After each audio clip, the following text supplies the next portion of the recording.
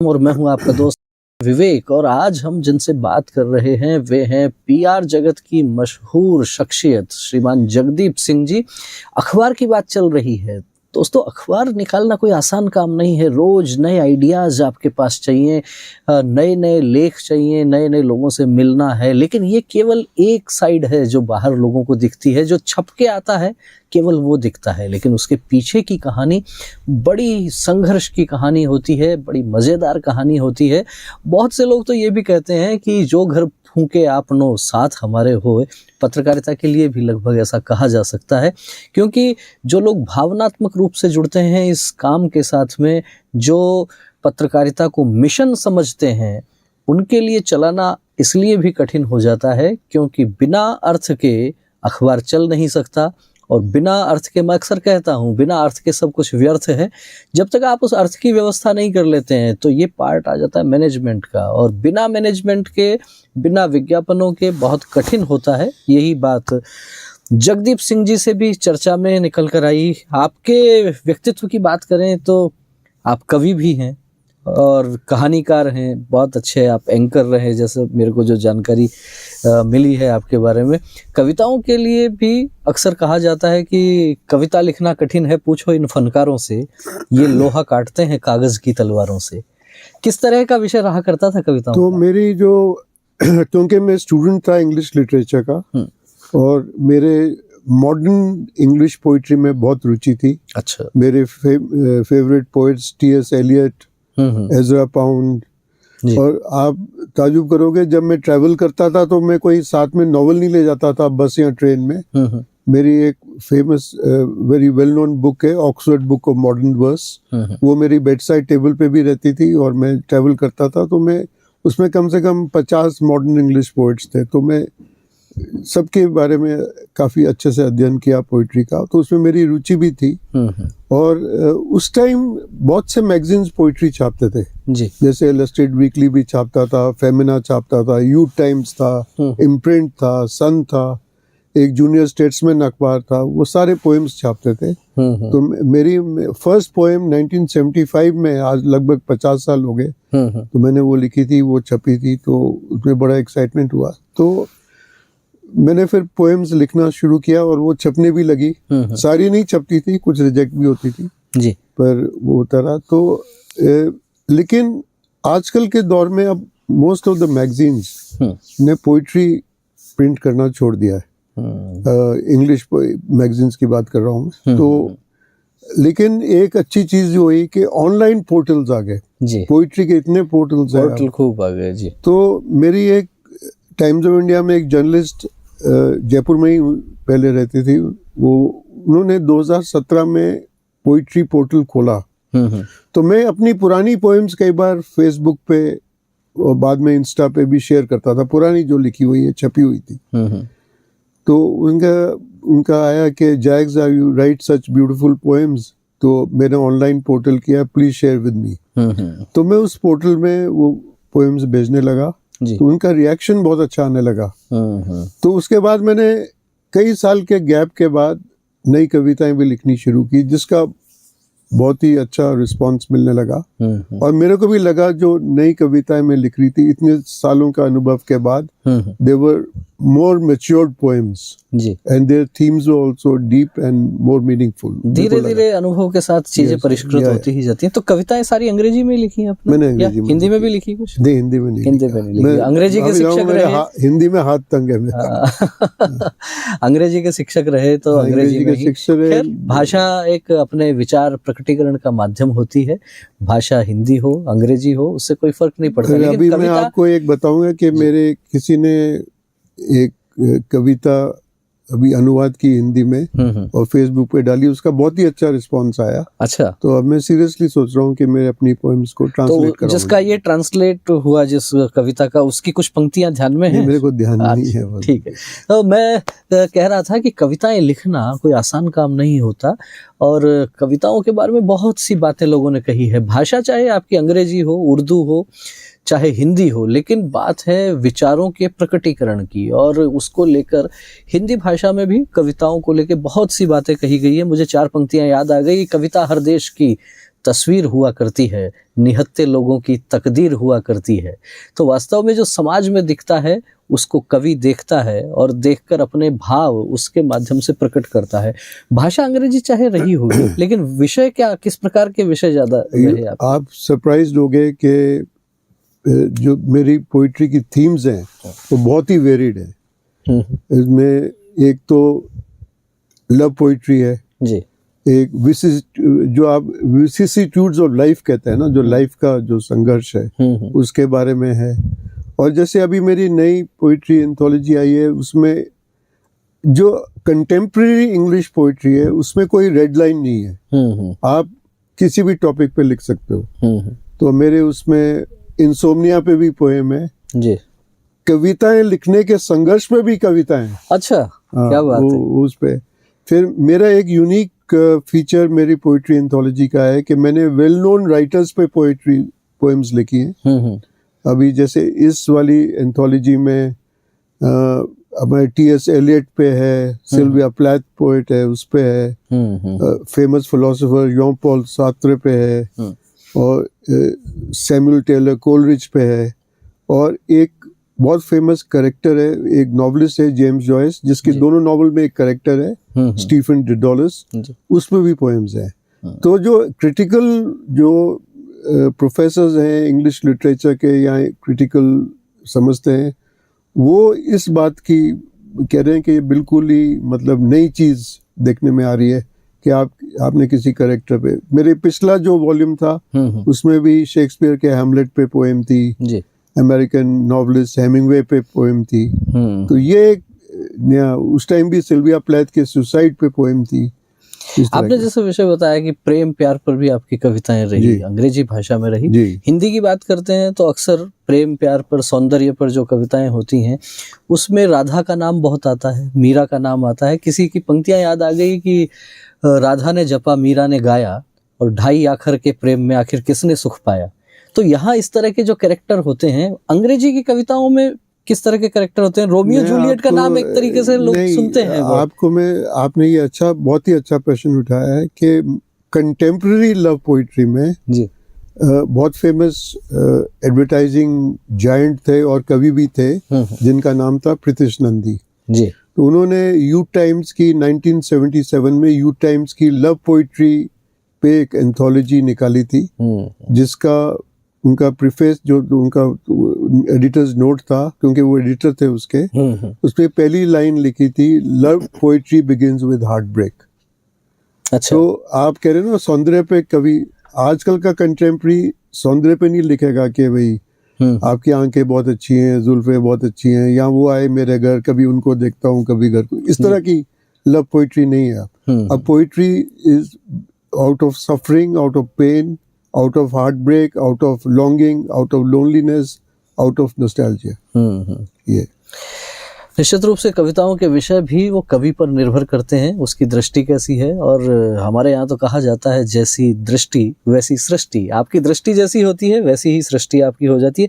आपके जीवन परिचय पर मैं कुछ निगाहें डाल रहा था तो ध्यान में आया कि स्कूली शिक्षा आपकी अजमेर में हुई और कॉलेज की शिक्षा जयपुर में हुई, और फिर हायर एजुकेशन रायपुर से। तो ये तीन शहरों में किस तरीके से आना जाना रहा, कुछ बताएंगे व्यक्तिगत जीवन? देखिए, मेरे को मैं 4th स्टैंडर्ड में था तो मेरे फादर आर्मी में थे। अच्छा। तो उनकी बार बार ट्रांसफर हो रही थी, बार बार स्कूल चेंज हो रहा था। तो हमारे फादर की ट्रांसफर पहले फिरोजपुर में थी, फिर एकदम से जोधपुर हुई, तो मेरे स्कूल में एडजस्ट होना बड़ा दिक्कत आ रही थी मेरे को। मैं 8-9 साल का था। तो मेरे पेरेंट्स ने ये डिसाइड किया कि इनको बोर्डिंग स्कूल में डाल दें, ताकि बार बार जो हमारी ट्रांसफर होती है 2-3 साल में, इसकी स्टडीज और इसका वो डिस्टर्ब नहीं हो। और मेयो कॉलेज बहुत वेल नोन पब्लिक स्कूल था। तो उन्होंने अजमेर वैसे घूमने गए थे तो उन्होंने मेरा नाम रजिस्टर कर दिया। तो वैसे तो बहुत लंबी वेटिंग लिस्ट थी एडमिशन स्कीमियों में जी। लेकिन उसी टाइम 1962 इंडो चाइना वॉर हुई, तो मेयो कॉलेज ने एक कंसेशन दिया आर्मी ऑफिसर्स के बच्चों को कि क्योंकि वॉर हुई थी कि डिफेंस पर्सनल के जो बच्चे हैं उनको पहले प्रेफरेंस मिलेगी। तो मैंने 1963 जनवरी में मैंने मेयो कॉलेज ज्वाइन किया। तो वो मेरे को एक अच्छा, और मेरी मेयो कॉलेज की जर्नी जो मैं वहाँ फ्रॉम 1963 टू लगभग 8-9 साल रहा वहाँ पे। तो बहुत ही वंडरफुल जर्नी है, क्योंकि वो एक स्कूल नहीं, एक ईटन ऑफ ईस्ट कहा जाता है। ईटन एक स्कूल है इंग्लैंड में, उससे कंपेयर किया जाता है जी। तो वो मेरे पे बहुत ज़बरदस्त एक इम्पैक्ट छोड़ा। और हाल ही में नवंबर में स्कूल ने 150 साल सेलिब्रेट किए, जी। जिसकी हम लोगों ने, मेरी कंपनी ने, मेरे टीम ने, हमारी टीम ने उसकी पूरी मीडिया कोऑर्डिनेशन किया और उसकी not only nation wide, world wide publicity हुई स्कूल। तो ये तो स्कूली एजुकेशन की बात हो गई, फिर कॉलेज एजुकेशन के लिए जयपुर आना कॉलेज में इसलिए आया कि मेरी फादर की ट्रांसफर कोटा में थी। कोटा में मेरे को कॉलेज पसंद नहीं आया, तो कॉमर्स कॉलेज में आ गया। अच्छा। एंड मेरे को बाद में रियलाइज आया कि I was not cut out for commerce. Commerce मैंने बीकॉम किया तो सही, मेरे को मजा नहीं आ रहा था। अच्छा। तो मेरे फादर ने, मेरे को उस टाइम लगा कॉमर्स में अर्ली 70s में कि उसके बाद MBA करेंगे, अच्छा बिजनेस में जॉब मिलेगा। बट उसके बाद मेरी लाइकिंग नहीं थी। तो मेरे father, my parents were very supportive. उन्होंने कहा एक स्कूल टीचर बनना, मेरे कॉलेज पास करके आप स्कूल टीचर बनोगे। आप, मैं just to give a example, my parents when I said that मैं स्कूल टीचर बन रहा हूँ, they didn't have a problem. बाकी लोग कह रहे थे यार तू स्कूल टीचर ही करेगा, तो my parents never had a problem. तो वो कह रहे थे तेरे को जो सब्जेक्ट पढ़ने हैं तो पढ़। तो my history was my favourite, English literature was my favourite, and लिखने का बहुत शौक था, जर्नलिज्म में मेरा रुचि थी जी। सो मैंने कॉमर्स के बाद, and then I said, I told my parents I want to be with you wherever you go. मेरे को हॉस्टल में नहीं रहना, मेरे को नहीं। So his last posting was at Raipur. उस टाइम मध्य प्रदेश में होता था, छत्तीसगढ़ बना नहीं था जी। तो I went with them, and वहाँ पे मेरे को अपॉर्चुनिटी मिली MA इंग्लिश और जर्नलिज्म साथ साथ करने की, अलग अलग कॉलेजेस में। और उसके बाद मैंने हिस्ट्री भी किया। बात के लिए कि आपके भीतर क्या है, इसको आप यदि समझते हैं तो निश्चित रूप से जीवन में संतुष्टि का भाव आता है।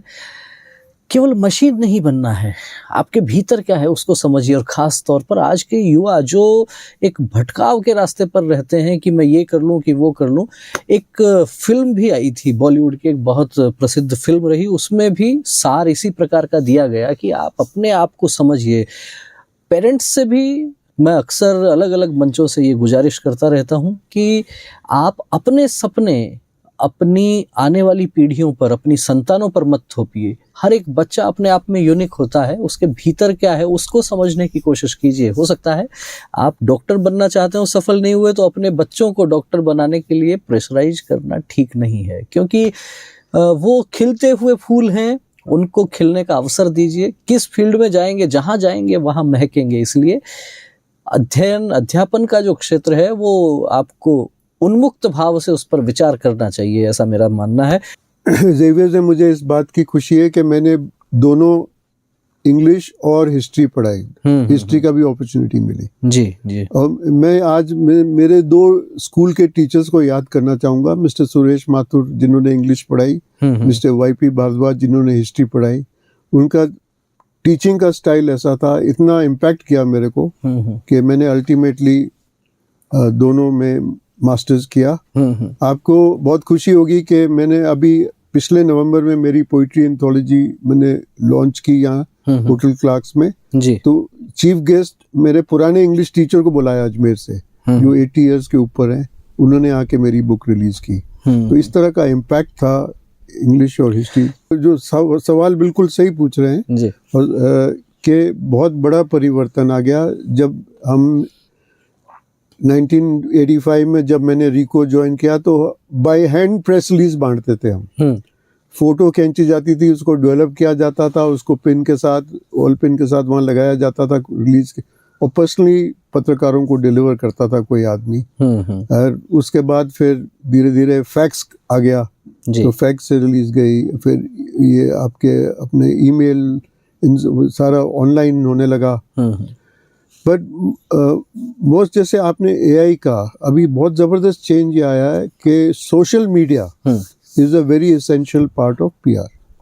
मतलब कोई भी क्लाइंट का जो होगा, अगर PR की बात करेंगे तो उसमें साथ साथ ट्रेडिशनल PR होता है, प्रिंट मीडिया, इलेक्ट्रॉनिक्स मीडिया जिसमें TV आ गए, और मीडिया हो गया, पर उसके साथ आ गया सोशल मीडिया, जिसमें इंस्टाग्राम, फेसबुक और ट्विटर आ गया। ये बहुत इंपॉर्टेंट पार्ट हो गया।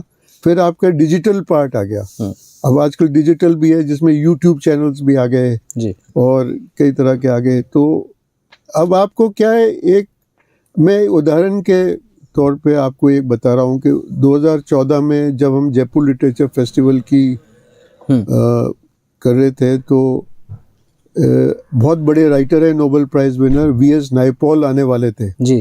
तो हमारी पीआर टीम जो दिल्ली में थी वो पूछ रही थी कि अपन इसको अनाउंस कैसे करें, कि बहुत बड़ी बात थी, कई सालों के मशक्कत के बाद वो माने थे आने के लिए। इंग्लैंड से आ रहे थे, ऑक्सफोर्ड में रहते थे वो। तो हम ये प्लान कर रहे हैं कि कैसे अनाउंस करें दुनिया को।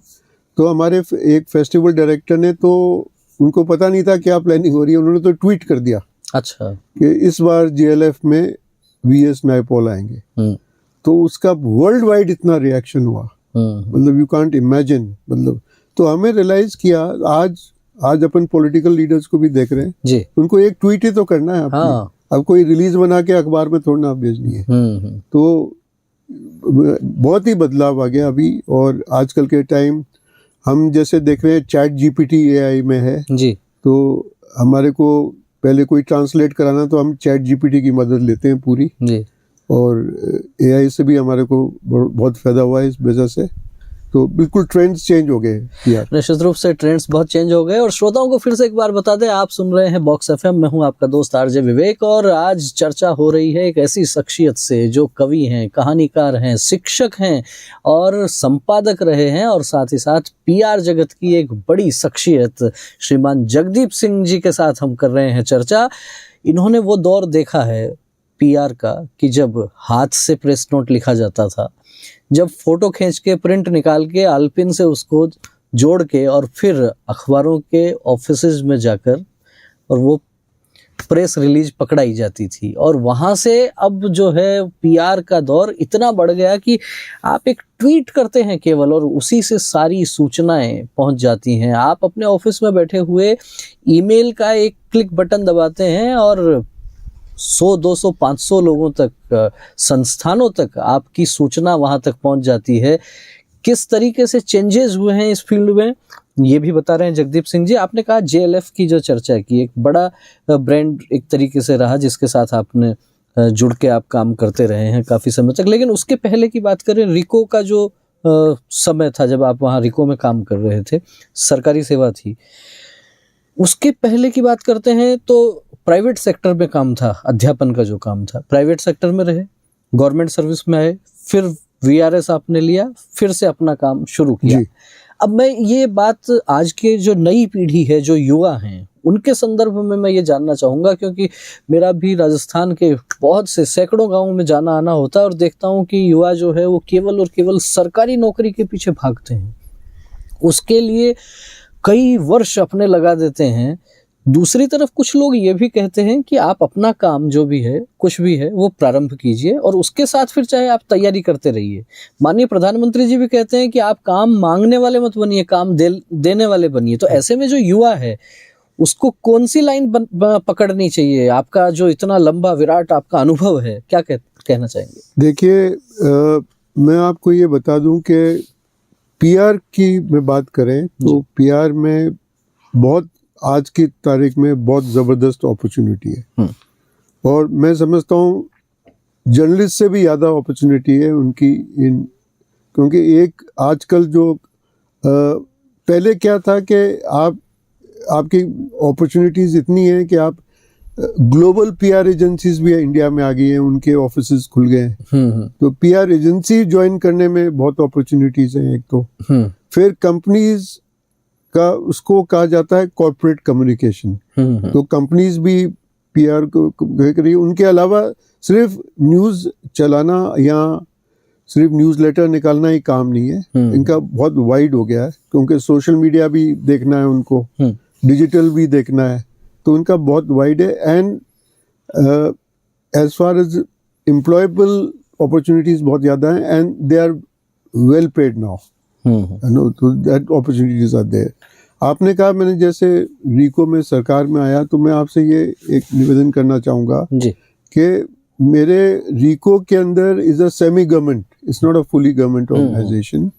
और लकीली मेरे जो इमीडिएट बॉस थे हर्षवर्धन जी, और जो मेरे चेयरमैन रहे, एमडी रहे, तो लगभग प्राइवेट सेक्टर जैसे काम करता था। रिको सबसे बड़ा कॉरपोरेशन है राज्य का, अभी भी है, आज भी है जी। और वो बिल्कुल प्राइवेट सेक्टर जैसे हमें काम करने का मौका मिला। अभी हाल में ही स्टोन मार्ट चल रहा है जी। इंडिया स्टोन मार्ट जी। पहला स्टोन मार्ट का पीआर और मीडिया कोऑर्डिनेशन मैंने ही देखा था सन 2000 में, और फिर कई बार देखा बाद में भी। तो और आईआरसी एक इवेंट हुआ था बहुत बड़ा, तो हमने ये इवेंट्स जो हैं हमारे को खुली छूट दी गई थी कि you work like private sector. तो ये एक बहुत अच्छी अपॉर्चुनिटी थी। और जगह जगह एक इंडस्ट्रियल प्रमोशन कैंपेन्स होते थे जिसमें माननीय मुख्यमंत्री भी जाया करते थे, माननीय उद्योग मंत्री जाया करते थे। वो अलग अलग जगह पे इंडस्ट्रियल प्रमोशन कैंपेन करते थे कि जो नॉन रेजिडेंट राजस्थानीज हैं, जो कलकत्ता में, हैदराबाद में, बेंगलोर में, मुंबई में, वहाँ जब जाके हम कैंपेन करते थे उनको राजस्थान वापस बुलाने के लिए। तो आपको सरप्राइज होगा कि मतलब उस टीम के साथ मैं ही जाता था, क्योंकि वहाँ पे मीडिया से इंग्लिश में इंटरेक्ट करना है, वो करना है। तो एक मेरे स्कूल के बैकग्राउंड इंग्लिश का स्ट्रांग होना, तो एक ऐसा हो गया था कि राज्य में जहाँ भी कोई सरकारी डेलीगेशन कहीं जा रहा है तो मेरे को भी ले जाया जाता था। और मैं नाम नहीं लेना चाहूँगा, एक मुख्यमंत्री तो यही कहते थे कि भाई रिको के उनको ले लेना, वो अंग्रेजी ठीक ठाक बोल लेते हैं। ये मेरा आपकी योग्यता जो है वो निश्चित रूप से आपकी पहचान बन जाती है। और यदि किसी राज्य के मुख्यमंत्री आपको इस बात के लिए जानते हैं कि अंग्रेजी वाला यदि कोई व्यक्ति चाहिए तो इनको ले लीजिएगा, अपने आप में एक बहुत बड़ा अवार्ड और रिवार्ड हम इसे कह सकते हैं। बिल्कुल। अभी जो हम बात कर रहे थे युवाओं के काम को लेकर जो हम बात कर रहे थे, तो पीआर का क्षेत्र एक बड़ा विराट क्षेत्र हो गया है, बहुत अपॉर्चुनिटीज इसमें हैं। जो नए युवा इस लाइन में आकर काम करना चाहते हैं उनके लिए क्या कुछ टिप्स देना चाहेंगे कि अपनी पर्सनैलिटी में क्या क्या चीजें वे जोड़ें, किस क्षेत्र का विशेष रूप से अध्ययन करें, कहाँ किस तरीके से वो इस लाइन में आ सकते हैं? देखिए, आपके अगर पीआर की लाइन में आना है तो आपको एक तो यू हैव टू, मतलब technically you have to be very sound. जैसे आज मेरी टीम में जो नए लोग आ रहे हैं जी, जिस तरह इतना इजीली वो इतने टेक सावी हैं, जो मैं कहना चाहूँगा, जो हमारे जनरेशन नहीं थी जी। तो जो नए जन आएगा they should know everything about social media, about जो नए टेक्निक्स हैं, अबाउट एआई, चैट जीपीटी कैसे करना है, ये सारी चीज़ें। And then they should be ready to interact. जो पीआर में आएगा, हमारी एजेंसी है, जैसे एक बहुत फेमस कहावत है कि customer is king, customer is God.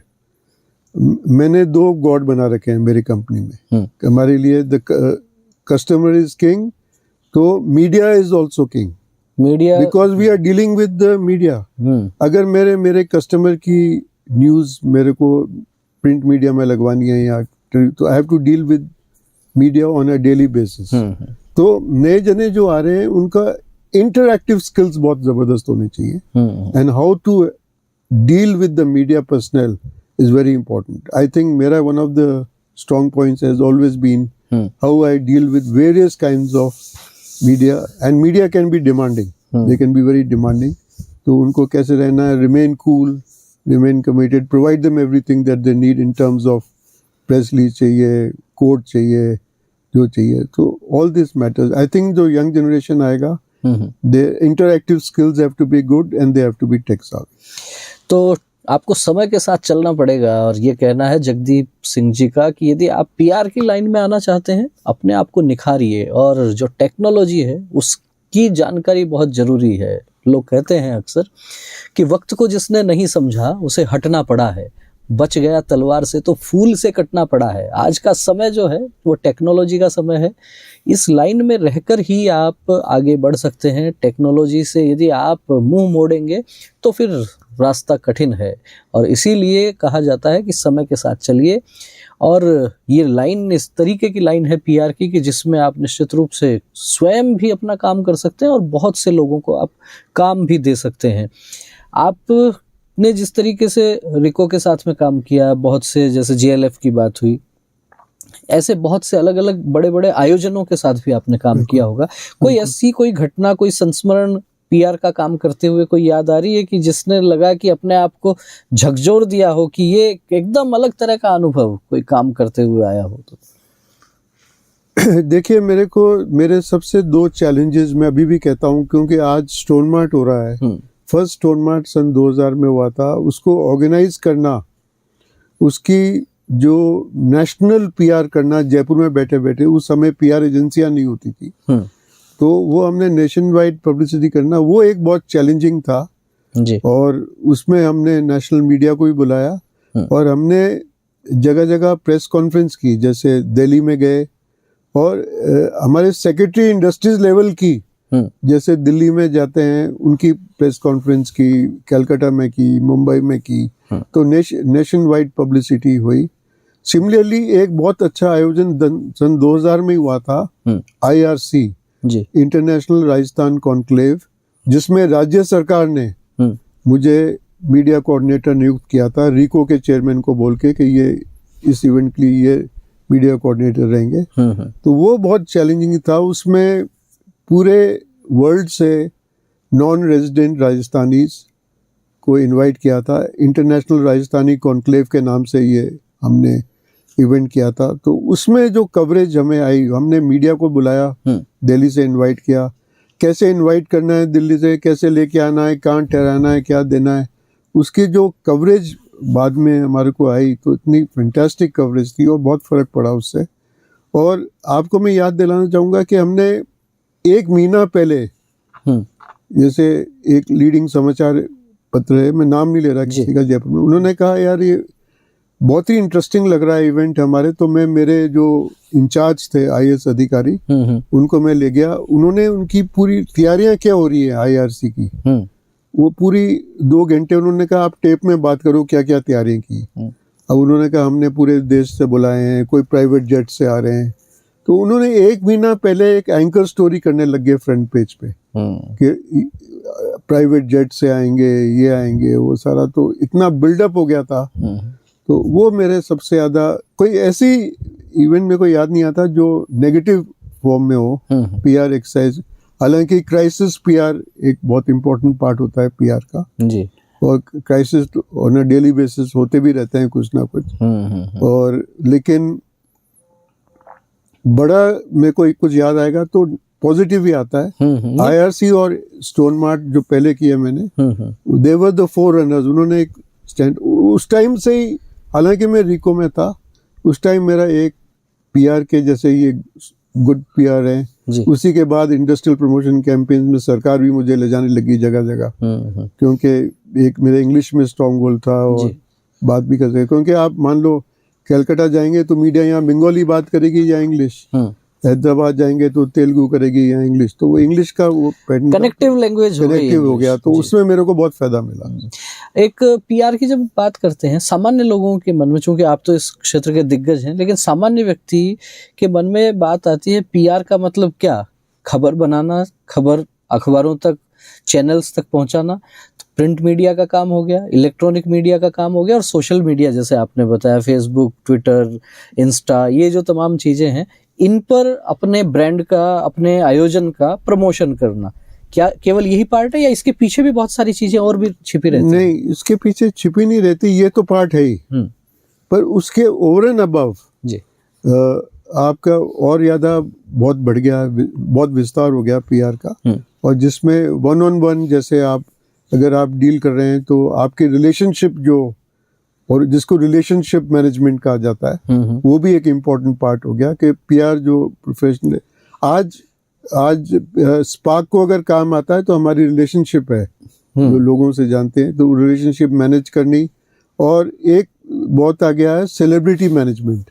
तो आपको आपके अगर क्लाइंट सेलिब्रिटी हैं। मैं इसी विषय पर आने वाला था अभी। हाँ, आपने अच्छा, इसको छू चलिए। लिया कि आपने जैसे जेएलएफ के साथ काम किया, जयपुर ज्वेलरी शो के लिए काम किया, जेजेएस, आरटीडीसी के लिए, राजस्थान पर्यटन विभाग, रिसर्जेंट राजस्थान, ये तो हो गए बड़े आयोजन।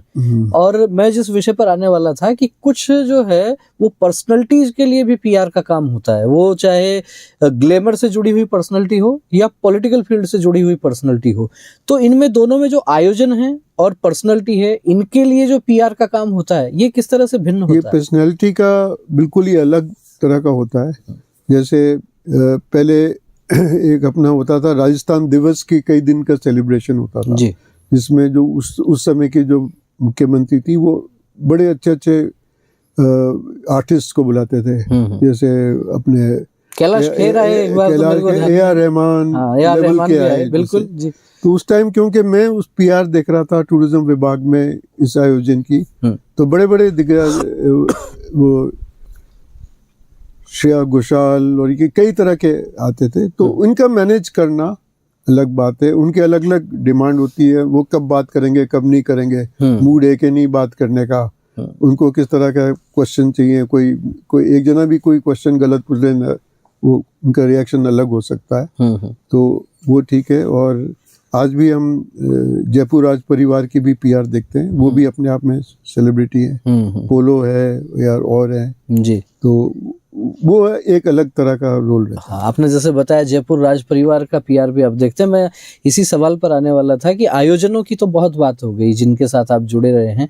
पर्सनैलिटीज की यदि बात करें तो पॉलिटिकल फील्ड के भी कई लोगों के साथ में काम करने का अनुभव रहा होगा। हाँ, पॉलिटिकल फील्ड में फिलहाल तो नहीं। जैसे अभी दिया कुमारी जी ने जब अपना पहले बार सवाई माधोपुर से चुनाव लड़ा था, यहाँ बाद में राजसमंद में था, तो उनकी पीआर की टीम में और भी थे, उस टीम का मैं मेंबर था। और उनके अलावा, दिया कुमारी जी के अलावा भी और किसी पॉलिटिशियंस के साथ में काम कर रहा अनुभव कुछ? सरकार में उस समय जो बीजेपी के थे मुख्यमंत्री, उनके साथ मैंने काम किया। कुछ असाइनमेंट ऐसे थे, जैसे ग्राम था, रिसर्जेंट राजस्थान था जी। तो उसमें डायरेक्ट रिपोर्टिंग सीएम को होती थी, हमारी सीएम ऑफिस में होती थी, तो वो सीएम खुद भी देखती थी। अच्छा, पॉलिटिकल फील्ड को छोड़ देते हैं, उसके अलावा जो अन्य सेलिब्रिटीज हैं उनमें भी किसी के साथ का कोई अनुभव है काम का आपका? नहीं, वो जैसे विजिटिंग आते हैं। जैसे आपको बताऊं मैं, अनुपम खेर जैसे कोई प्रेस कॉन्फ्रेंस करने आए जी, या सुनील शेट्टी प्रेस कॉन्फ्रेंस करने आए, उसी लेवल का प्रोलॉन्ग नहीं है। अच्छा, हाँ, वो तो आ जाता है कि भाई वो हो गया, वो ओकेजनल है, ऐसे हुआ है।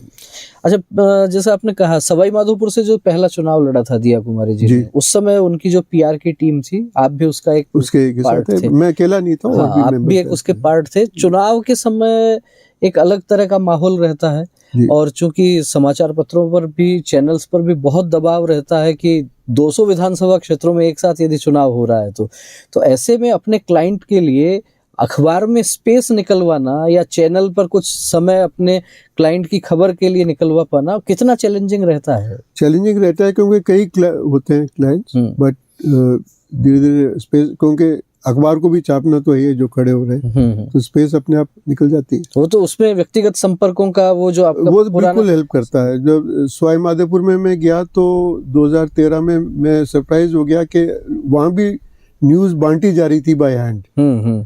तो हमने कहा कि हम बाय ईमेल भेजेंगे, तो उनके पास था भी साधन। हमने कहा आप ईमेल में रिसीव करिए, तो उनको हमने बताया। तो उसके बाद वो उन्होंने जब 10-15-20 दिन हम वहाँ रहे, तो हम ईमेल से भेजते थे उनको आ गया फिर कि ईमेल से बेटर रहेगा हमारा।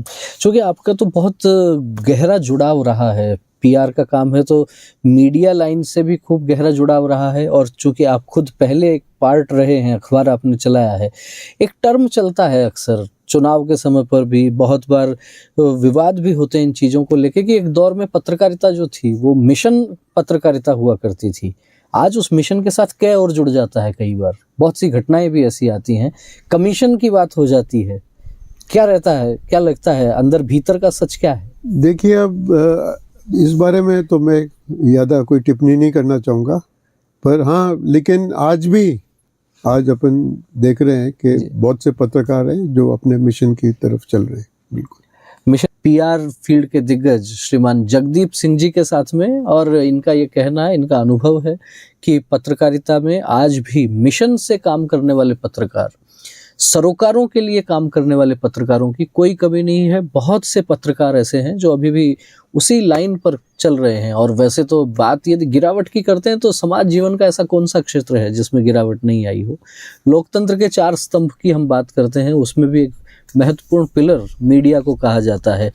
तो जो आपकी पढ़ाई स्कूली शिक्षा से शुरू हुई, अलग अलग विषय आपने पढ़े, कॉमर्स पढ़ी, फिर आप जो है हिस्ट्री की तरफ आ गए, भाषा अंग्रेजी लिटरेचर की तरफ आप आ गए, कविताएं लिखी, पीआर का काम हुआ, एक बहुत विराट अनुभव वाला जीवन हो गया है। क्या लगता है जीवन में इतना सब बड़ी बड़ी सेलिब्रिटीज को भी देख लिया, इनके साथ काम भी कर लिया, सर्वाधिक जीवन का आनंद यदि कहीं खोजा जाए तो कौन सा क्षेत्र ऐसा लगता है कि जिसमें मेरे आनंद को अगर ये सवाल अभी भी हाल ही में पूछा गया था कि मैंने आपको बताया भी कि इफ यू लुक बैक, जी तो मेरे को मोस्ट मेमोरेबल जो मैंने इंग्लिश लिटरेचर पढ़ाने का और मेरी जो कविताएं लिख रहा हूँ उसका जो जयपुर लिट फेस्ट में 3 सेशन हुए कविताओं से रिलेटेड, जी मेरी बुक लॉन्च हुई जयपुर लिटरेचर फेस्टिवल जो एक लिट महाकुंभ है, और तो ये मेरे लिए बहुत सेटिस्फाइंग है। अब आगे की क्या योजनाएं लगती हैं, क्या करना चाहते हैं और जीवन में? देखिए हमारे स्पार्क तो चल ही रही है जी और अब मैं एक नोवेला लिख रहा हूँ। नोवेला होता है छोटा नॉवल, जो एक उस पे कर रहा हूँ। और देखिए एक चीज है कि कविताएं जब आएंगी जी आप ये प्लान नहीं कर सकते कि मैं इस संडे को सुबह 8 बजे उठ के कविता लिखूंगा, ऐसे तो नहीं हो सकता। ठीक बात। पर मैं सुबह संडे को 8 बजे उठ के नॉवल लिख सकता हूँ। मैं 2 घंटे 3 घंटे जो भी है, यहाँ प्रोज लिख सकता हूँ, यहाँ आर्टिकल लिख सकता हूँ। तो कविताएं तो अब मेरी 2 किताब होगी और लिखूंगा। तो मेरा ये एम है कि कलेक्टेड पोएम्स की एक, मेरा पब्लिशर भी कह रहा है कि आप दोनों वॉल्यूम जोड़ के और नई कविताएं ऐड करके, और एक मेरा एम है कि राजस्थान एक हम एंथोलॉजी निकालना चाह रहा हूँ जो राजस्थान में इंग्लिश में पोइट्री लिख रहे हैं, उनकी सबकी एक कंबाइंड एक एंथोलॉजी।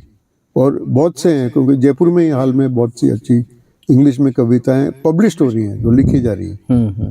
तो एक ये एम है। और एक मेरा नोवेला है, वो मैंने 3 साल में इंडोनेशिया में भी रहा था, जकार्ता में। तो वहाँ का एक स्टोरी है, वहाँ की लव स्टोरी फिक्शन है, तो वो उस पे काम कर रहा हूँ। बहुत महत्वपूर्ण बात कही है जगदीप सिंह जी ने कि आप समय तय नहीं कर सकते कि इतनी तारीख को इतनी बजे मैं कागज पेन लेकर बैठूंगा और कविता लिख दूंगा।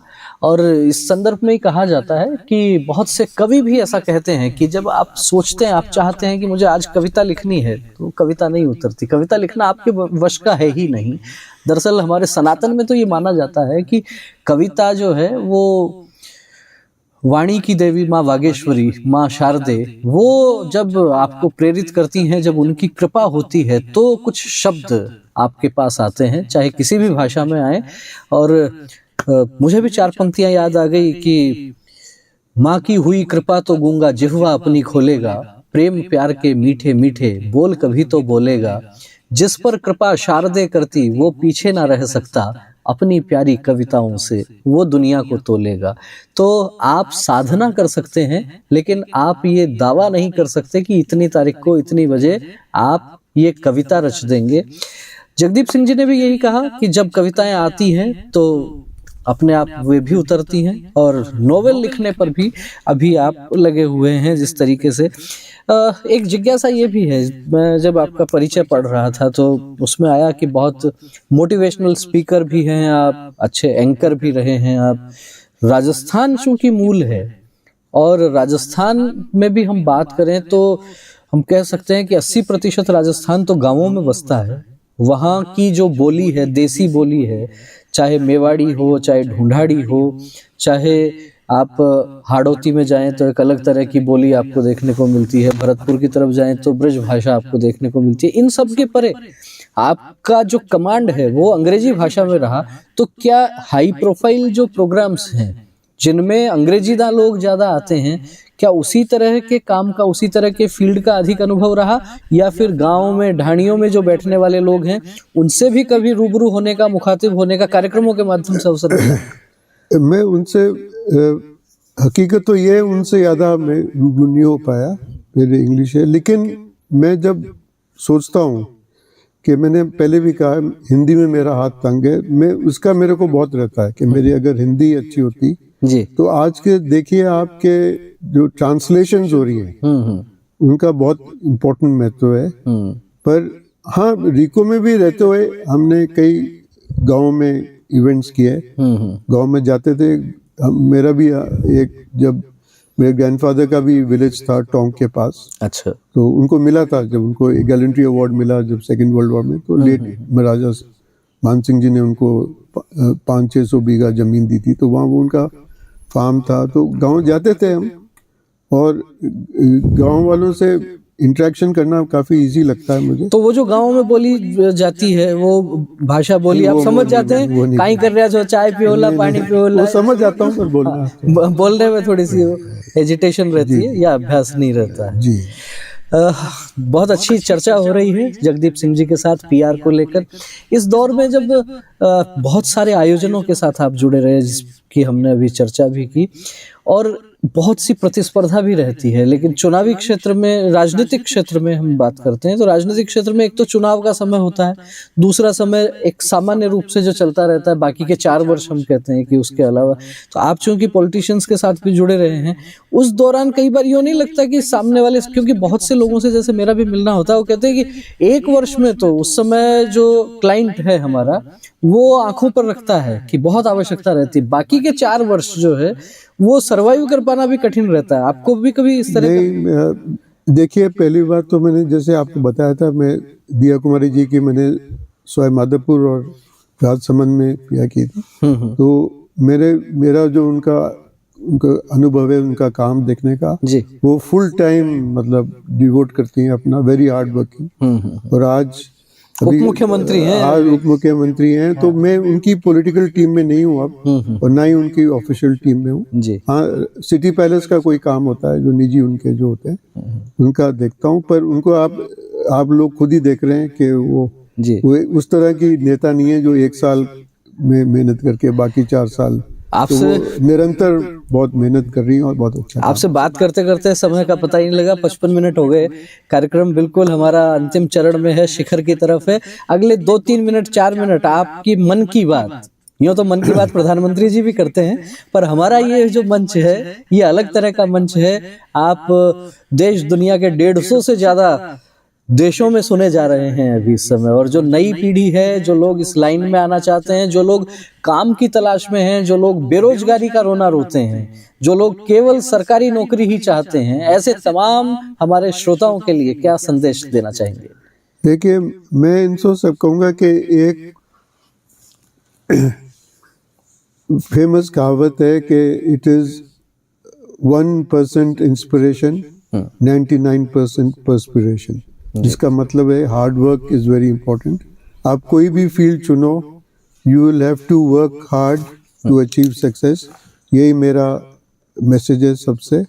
और जो भी फील्ड चुनो उसमें आप आजकल के टाइम में देखिए, हमारे टाइम में ना तो ये था इंस्टाग्राम, सोशल मीडिया की चीज़ें नहीं थी, यूट्यूब नहीं था, इंटरनेट नहीं था, गूगल नहीं था, ये सब आज की जनरेशन के पास ये सब कुछ, उनके आईफोन नहीं थे, हमने वो टाइम देखा, और आज इनके हर चीज़ हाथ में, तो इनके पास बहुत बड़ी अपॉर्चुनिटी है और बहुत ही अच्छे टाइम से गुजर रहे हैं। और मैं यही कहूँगा कि अपने आप को इक्विप करो, अपने आप को अपग्रेड करो, और हार्ड वर्क फिर भी करना पड़ेगा।